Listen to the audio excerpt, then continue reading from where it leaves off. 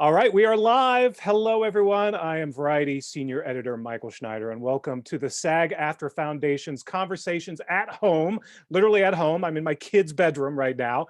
We'll ask Don in a second where he is. But before we begin, a quick note, the SAG-AFTRA Foundation has a COVID-19 relief fund to support SAG-AFTRA artists with basic needs like rent, food, and healthcare costs during this global pandemic and industry shutdown. So donations are 100% tax deductible and directly support performers in dire need. Information on how you can support this effort can be found in the description of this video. And now, the moment you've been waiting for. It's my pleasure to introduce the one and only Don Cheadle. Don he's a Renaissance man. He's in everything you love, and even things maybe you didn't know you loved, but they're out there. You know him from early work like Hotel Rwanda, the Oceans movies, Iron Man, the Marvel films, House of Lies, and of course now he's Emmy nominated for a second year in a row as Maurice Monroe, better known as Mo, on Showtime's fantastic Black Monday. Mr. Don Cheadle, welcome. How you doing? Hey, I'm good, Michael. How you doing? I'm good. I'm good. First off, how's your quarantine treating you? How's the world treating you right now? It's really funny because we came out to Hawaii because it's actually doing better. It was doing better than California, and we thought let's go somewhere and look at some water and just be away from it. Yeah. So when you come here, you have to quarantine here for 14 days too. Right. You can do anything. So it's a bit of a torture because the ocean's like right over there, but we're stuck here. Yeah, you're being one of the good folks who's actually obeying the quarantine. And I don't want to go to jail. They're putting me in jail. They're not playing games in Hawaii, and I commend them for it. Yeah, no, they're sending people back on the plane and send them back home. So, well, great. Well, I'm glad. Hopefully, you'll get some time on the beach in a couple of days or weeks. But and I'm also in my kid's bedroom, by the way, just to let you know. There you go. This is the world we live in now. You have to do press, you have to do conversations, meetings, all from the kids' bedroom on Zoom, of all things. That's it. So, well, like I said, congrats on the Emmy nominations, second in a row for Black Monday, which is such a fun, rat-a-tat, fast-paced, smart, just joke nonstop, but very subtle show where you almost have to watch each episode 3 times to get all like the subtle references. And that's a reference is this, and I was laughing at the previous joke. I missed that reference. Yeah. So a lot of people, I'm sure, watching would love the origin story of how you got involved. What attracted you to Black Monday and got you into this world? Well, reading the script and having the same experience that you're describing as I was reading it, just loving all of the references, loving the way that we skewer the times, through the lens of the 80s and kind of look at in many ways how far we haven't come and in other ways how far we have. And just, the whole, I guess, the whole milieu, the fashion, the music, the whole sort of take on that period of time. And especially with the group that was behind it, David and Jordan wrote a great script, and Seth and Evan who produced it and put it together. But really, it wouldn't have come together had, David Nevins, head of Showtime, not called me and said, I think I have another one that you might. Actually, he called me first and said, I was thinking about this project, but I don't think you're right for it. I said, okay. Thank you. Yeah. And then like a week later, he called me back and said, and actually, I think maybe you might be right for it. Let's go have a drink and talk about it. So we went out and chopped it up. And then I got to meet David and Jordan, and we all just kind of came together and decided, this is a good thing to do. Yeah, and obviously Showtime's been very good to you in the past. House of Lies also netted you quite a few Emmy nominations, so it's been a fruitful partnership. One of the things too about this show about Black Monday is, you get to have some fun in terms of wardrobe, hair. The first half of season 2, you were wearing that ridiculous, fantastic, beautiful hair. So that must have been fun. I had to cut it all. Yeah. That was a trip. No, I mean that's half of the joy of the show. And you look at the hairstyles Regina goes through. It's like finding all of those cool, over the top, really expressive ways that the 80s was so much just about, letting your freak flag fly and looking back at that time. And as I imagine we will look back at this time when we have, the throw of 20 years, 30 years, 40 years on it and go, we were doing that, and we were saying that, and we were thinking that, you know. So it's fun to always look at the time through that lens. And as you said, the rapid fire, nonstop sort of references that, and sometimes the reference to the reference. So Yeah.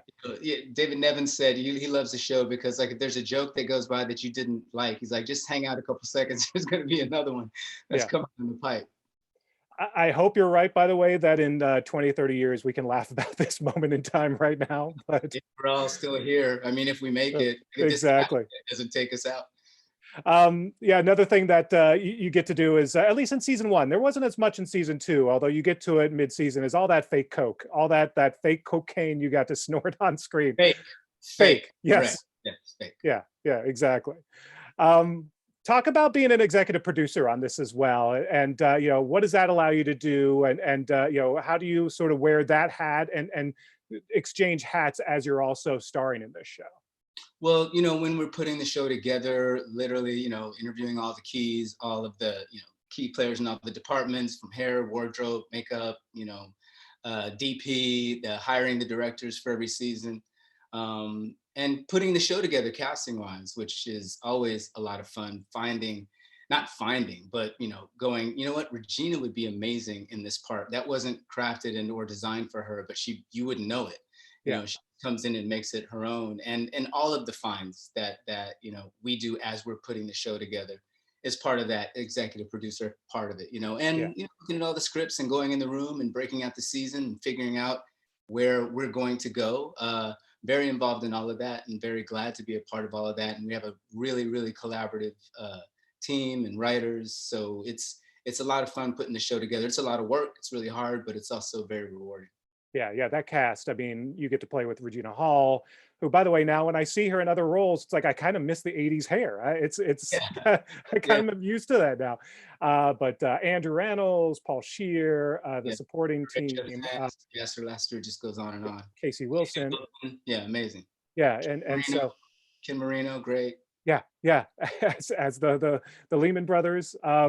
Yeah, again, like the where you guys go with all this, but what's that like on set? I mean, because I imagine, like, because these jokes are so fast, like we mentioned, how difficult is that? Is that sort of a different process, and like making sure you land these jokes? Is there room to improv, or what is that like when it comes time to actually shoot these scenes?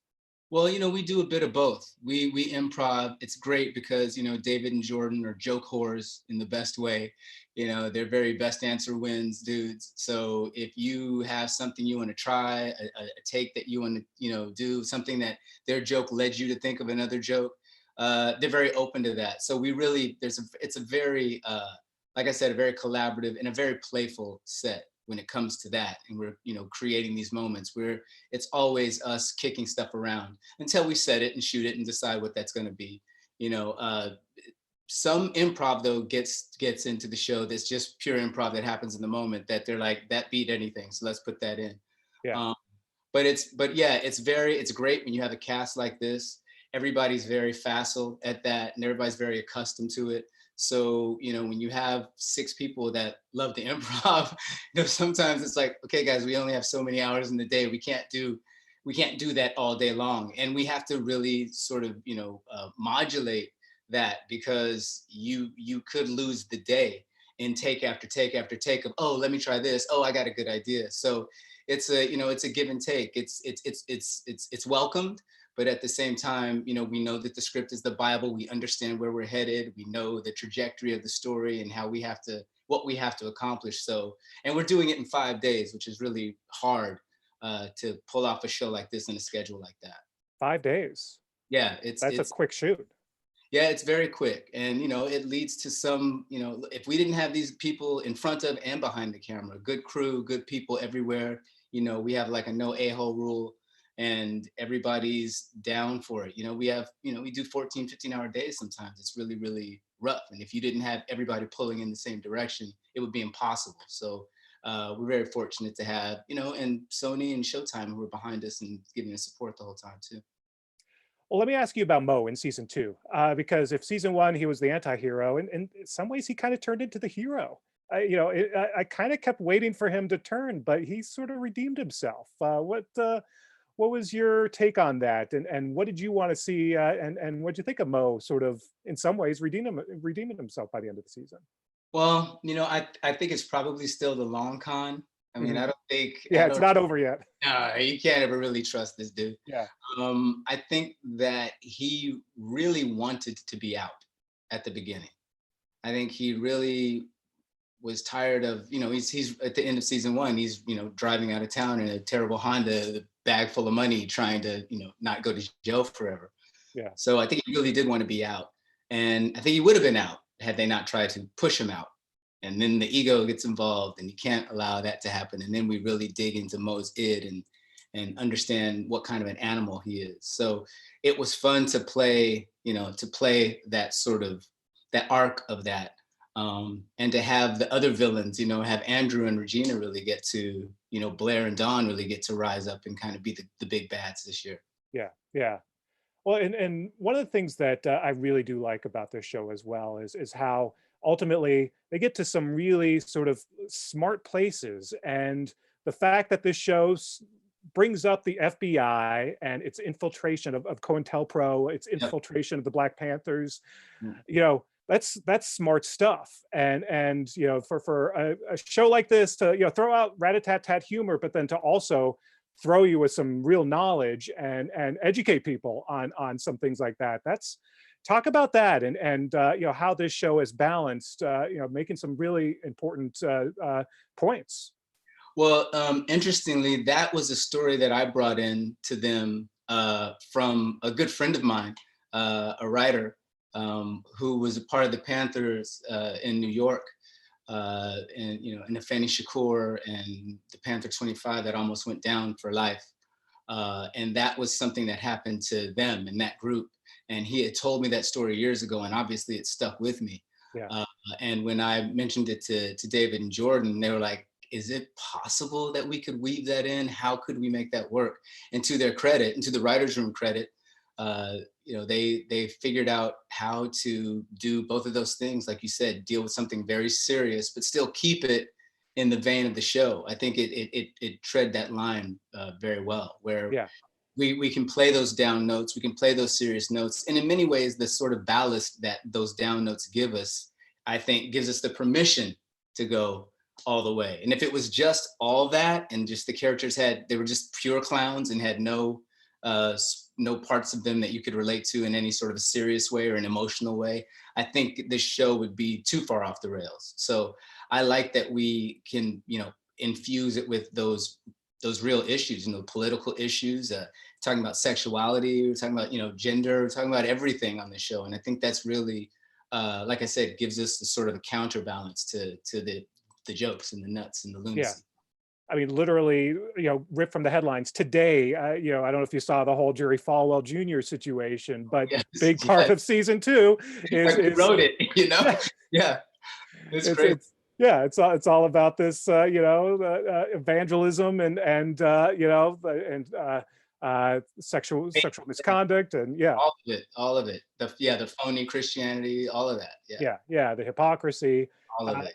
You guys hit a lot of things in this little show that you do. Well, unfortunately, there's so much to draw from in Yeah. this crazy ass country that we live in right now, right?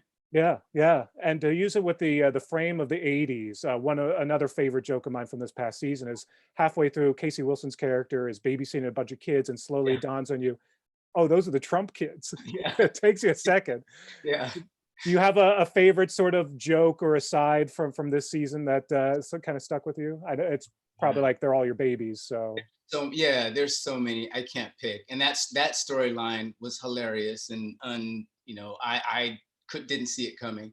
That coming out of the writers' room and coming out of those guys was really amazing. How what Casey got to do in that moment, and June, how they worked that was great, and really taking on what Andrew is dealing with, not only personally, and Blair, his character, what he's dealing with personally, and who he's trying to be or what he's trying to become, and still doing it in a way that's not pure, using coming out, but still manipulating that, was really, I think, an interesting way to use that sort of moment for him, which I really, really appreciated. I think it's really smart. Yeah, talk about also kind of walking that line between parody, but then also sort of accurately reflecting what the 80s were like, and Yeah. and then also using that as to sort of comment on today. Well, in so many ways, and again, it's with this throw that we have from now to then, and this trajectory that we're able to look back and see it. But so much of that stuff, they're a parody of themselves. The 80s really are when you look at it. I know in the first season we talked a lot about the kinds of movies that were being produced in the 80s and situations in these movies that's just like straight up date rape sometimes, and the or just straight up sexism or racism, just purely as just standard fare. That's just how it was in popular culture. Yeah, So so when we do it and when we talk about it in the show, sometimes those are the questions that come up, like how far can we lean into what it actually was in 2019 and not look like we're going too far, although it was where we were in the 80s.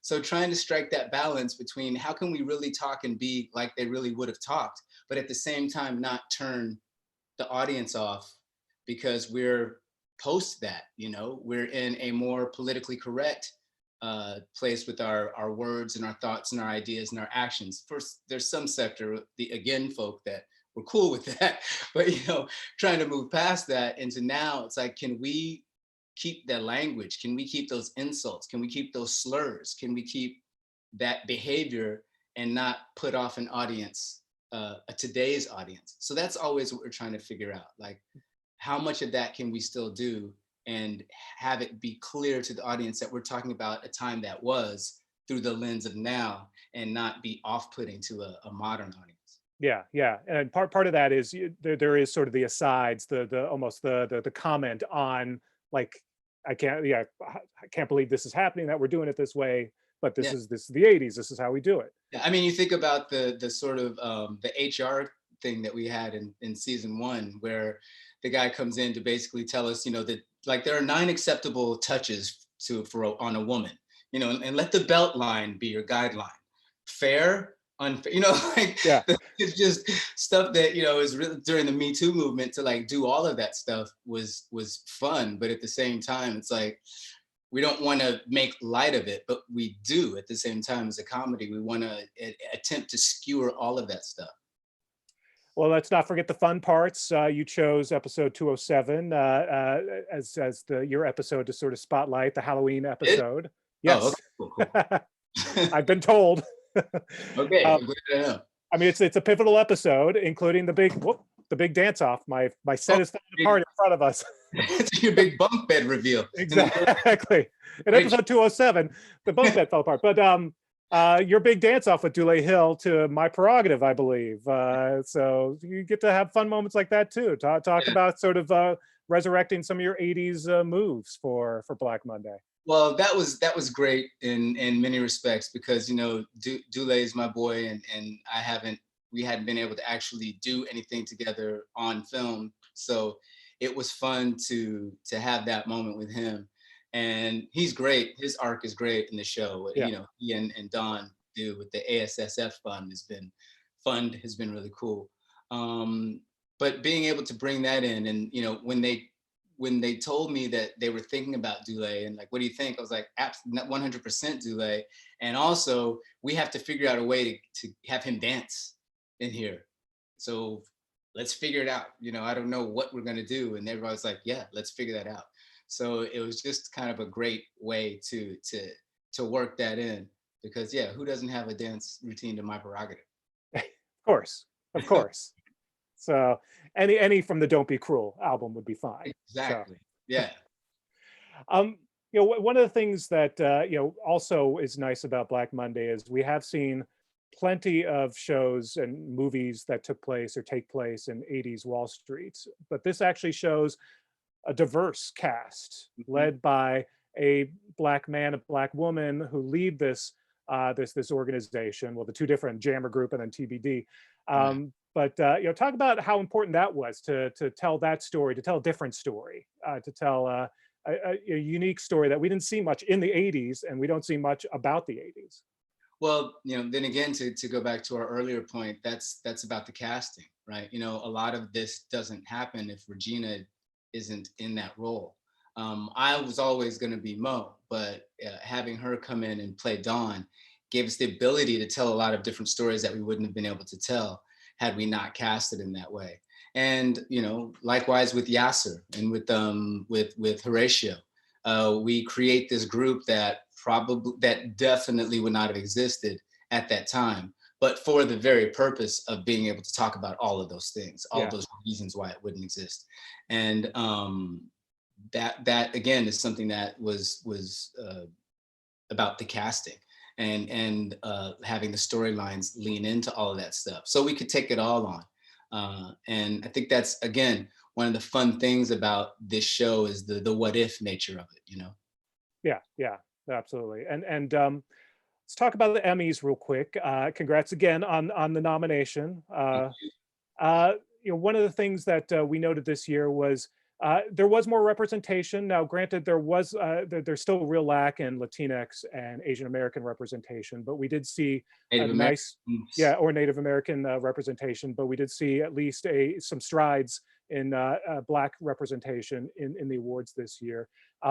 What sort of where do you think this industry is going, and what does it still need to do, and you know, what steps do you think are being taken or are continuing to take for better representation, and especially putting your producer hat on, Right. how the industry should handle this? Well, you know, I have a diversity mandate in my contract, so my sets have to look a certain way and they have to be populated in a certain way. And I think every actor can do that, and not just Black actors, but you know, when you have the stick, you should use it in a way that you know is you know, raises all of the boats. So that's something that you can do from this seat. But I think it's a wait and see. I believe we've been in similar moments before, not necessarily as driven by what, you know, the events that sort of drove us to this place now. But we've been in places before where there's been, as far as Black actors go, men and women, you know, there was a period in the 70s, you know, during the Blaxploitation era where it was like, oh, it's great to be a Black actor. There's a lot of work for you. And then it was fallow again. And then kind of came back around in the late 80s and 90s, like, oh, if you want to be a gangster in a movie, there's a lot of work for you, you know? And then there's certain kinds of stories that were being told. I don't know that you wanted to be in all of them, and I didn't necessarily want to be in all of them. But you would look at that period of time going, oh, there's more. Now, what was still not happening was representation behind the camera. We still weren't seeing a lot of writers and producers and directors of color, or women for that matter. That was still very slow to come. So that's been a development that's just been, you know, very recent. And as far as is it going to be sustained, who knows? Not if we back off of it, not if we you know, get lax. But the real issue, I believe, and the thing that's going to create that as a culture and be sustained is some sort of a farm system that we really need to invest in, you know, the development of this talent, and giving people a pathway towards success and the ability to fail and make mistakes and not, you know, get shit canned because that didn't work. So these are things that we have to figure out how to sort of, you know, inculcate in the culture and put people in positions where they can grow, and not just grow, but open the door and bring other people up behind them, so that then there's people who are qualified. There are people that are at all levels of the business in every department, and there's redundancy, and you can have an opportunity to, like I said, create a culture that's thriving. But that's not about just hiring people and sticking them in spots. It's about creating a culture where you're growing talent and continuing to bring that talent up. Yeah. No, absolutely. So you know, hopefully we are seeing that in sort of the kinds of deals that are being made right now, and the kinds of companies that are forming. Want to ask you about you know, COVID and sort of the future of just production in general. What's sort of your, as now as an actor, putting your actor hat on, what are your concerns? What do you before you step on a set, what do you need to see to feel safe in this environment? It's very interesting because I'm kind of in the middle of that right now, on a project where those very questions are being asked. How safe is it to come back, not just for actors, but you know, for the entirety of the Right. crew? because any weak link can bring the whole thing down. And I think it's very early for us to display any sort of hubris in believing that we know better than the disease knows, because it's still changing. We're seeing cases in people that are much younger, people that are healthier. I just read today, I don't know if it's definite, but they're saying in Japan, there was the first incidence of recurrence. Yeah, I saw that. Yeah. Over that we didn't know that was possible. So I think as this thing is morphing and changing, we're behind the curve, and we still don't really understand everything about it. So obviously you have to do robust testing. You have to do testing that actually works. You're getting these false positives and false negatives, and you're not sure what's really happening. You have to make sure that you have in every sort of zone where there's supposed to be this, impregnable, membrane between each zone, that's real. And it's really tricky too, because one of the things that you really can't excise from this whole thing is people's dishonesty. And if people aren't going to be 100 about their practices, how are we going to actually have a real bubble? So I think that at best, we're still gambling, now. Yeah. Are we 60-40 gambling or 70-30 gambling? I don't know, but at some point of it is a gamble. And it's tricky, because you also, if I don't go back to work, 200 people don't go back to work. So that's also a delicate thing. I don't want to go back to work and put a bunch of people at risk, but people do want to go back to work. I have the luxury to sit out. I'm very fortunate. I've saved money, so I can, I don't have to rush to go back to work. But again, there's an entire crew that's sitting on their hands going, I need to go to work, So it's a delicate balance. But if we can't do it safely, and if we can't do it in a way that we have the best opportunity to ensure everybody, not just the actors, not just the above the line people, but everybody that really makes it go, it's a real tenuous situation. Yeah, yeah. In the meantime, I want to see you open a poke stand there in Hawaii, or Speaking of the Emmys, you're not there's no ceremony this year. You're gonna be watching the show at home. They are talking about sending camera crews to every nomination. Oh God, I know. Every nominee. Are you ready to have the camera person stop by and? No, not to answer your question. Not really. No. No. And they're saying we want people to dress up, and I'm like, really? I mean, I know some people are going to go all out. I've seen a few people that are like, oh, I'm going all out. I'm like, sit on a chair, and like some people are going to do a version of the red carpet. I guess if you just have fun with it, it could be fun. Yeah. And I guess if it's a respite from all the other stuff, and people can like watch the Emmys and just get a break from the news for a second, then that's cool, and that's something to lean into. But I don't know. I don't know. Are you looking forward to it? I don't know how many people are looking forward to watching on a computer or their phone, or I guess you could throw it on your TV and watch it. This sort of an experience. I don't know. Jimmy will probably do a great job. Yeah. We talked about it a little bit. We were going to do some shtick. I don't know if we'll still do it, but it's interesting. It's an interesting time. It'll be unlike anything we've seen before. So at least that'll be interesting. At least to tune in. So. I'm looking at a couple of questions now from some of our viewers. We've got one sort of about during the pandemic, as the industry changes, are you open to working with newcomers, writers, directors, especially those of color, who may not have a long resume? Is there maybe a way now that's different for people, especially talent of color, to break in? Are there new avenues that maybe haven't existed before? Well, I do believe there's been a shift toward that very thing, toward trying to find voices that have not been centered, and dedicating resources, dedicating funds, dedicating time to developing them. So while the door is open, absolutely, it's time to try to rush in and get in there. And I've always been amenable to that. I've worked with a bunch of first-time directors and new writers, and sometimes it's been the freshest, most interesting work. So I'm definitely open to that. And I have a company, and we are always looking for always looking for talent and always looking for those voices. So yes, I think this is a great moment for that, 100%. All right, that was a question, by the way, from Bobo. Now I've got one from Paulette Harris, who wants to know, in all the work you have done, what has been the most meaningful and why? I want to say it was the voice of Donald Duck, but you tell me. That's what I was going to say. So next question. I stole your answer. You stole my answer. That's a hard one. I mean, Yeah. Some of them kind of probably poke out more obviously than others. You know, Hotel Rwanda was definitely sort of for me anyway, not just in my career, but in my personal life, a very a strong. It actually, changed the trajectory of where I was headed and fueled my activism and fueled my advocacy in a way that I hadn't experienced coming from a movie.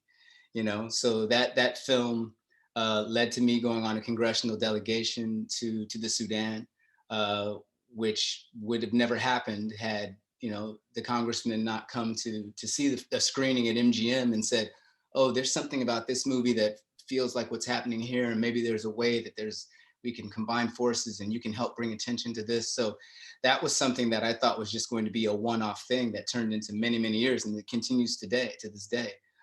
So that was definitely something that was not just career changing for me, but definitely life changing. Yeah. From Troy Burgess, he wants to know, during this period, have you got to do anything that you always wanted to do but had on your someday list? Have you checked any bucket lists things off during the COVID? Well, Snowboy, that's Troy's nickname, by the way. I know Troy. One of my bucket lists is to get to Vegas to golf with you, homie. So that'll be coming soon. Troy and I were in a pilot that I did on NBC after being a guest on Fresh Prince of Bel-Air. That was called In the House, that LL Cool J went on to take that name. But yeah. But Troy and I were in that, and Vivica Fox, and so that was in the 90s, I guess. So that's a bucket list, to get to Vegas and see your family and see your kids and meet wifey. Wow, that's getting very personal now. And then from Janine, any dream guest stars you'd like to see on Black Monday? And I guess that also brings up the question, all right, what about season 3? What's the word? Well, it would be great to have a season 3. And it probably won't be till, Q1 2021. But there's so many actors I would love to work with, and I think would be great in there. How about Luis Guzman? I would love to have Luis come back and be able to play with him. And he would fit perfectly on that show. He's a complete banana bird and a team player and funny as hell and great. But there's no dearth of actors that I'm a huge fan of so many actors out there, but I would love, and I hope they all do want to come play, because it's really a fun playground, and everybody's so generous and so giving. The cast is so great. We have a great time on the show. Well, fingers crossed. We got to see more. We got to see what's up with Mo, because you're right. We need the anti-hero to return. Right. So Black Monday actually streaming wherever you have Showtime. And Don Cheadle, for your consideration, outstanding lead actor in a comedy. Thank you so much, Don. Good luck with everything there in Hawaii. And to wrap it up, I just have to say, on behalf of the SAG-AFTRA Foundation, we want to thank you for joining us and sharing your experiences, process, and craft with your fellow performing artists. Thank you so much, Don Cheadle. Thank you, everyone, for watching. I'm Mike Schneider from Variety. Take care, everybody. Thanks, Michael. Appreciate you. Thank you. Absolutely. All right. So. Yay, that's it. We're good. All right. We're not streaming anymore, right, boys?